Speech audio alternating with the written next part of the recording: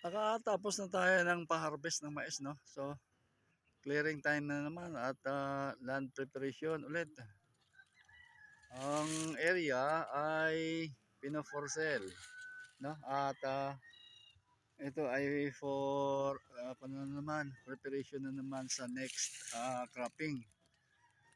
For the meantime, trimming time muna, no? Nag-trim tayo ng mga puno dito.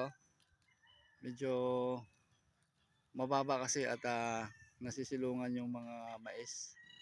Kaya minsan pag malapit sa puno ay bansot ang bunga.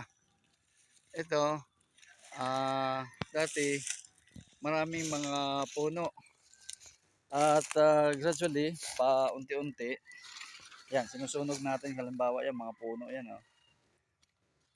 At sa ngayon ay pwede na nating pasukan ng panghauling kagaya ng angkar-angkar, ano. So nakaka-access na tayo na paggamit ng motorcycle dito. At sa ngayon nasa stage na naman ng preparation. So ganito ang area na pino-for-sale natin ito.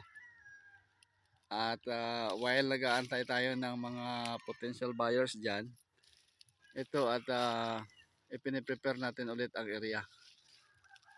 So ito na yung kanyang resulta. Nakapag-harvest tayo ng mais pero siguro ad even lang or lugi sa financial. Sa pag-finance ko nito ay malaki. Ang ating cropping ay maliit lang dahil inabot tayo ng tag-init. Lately lang naman nag-ulan, no? So ito yung ating mais. Nasa kulang-kulang 75 sacks. So ayan, logi para sa isa ka hektarya. Sa isang hektarya logi ito.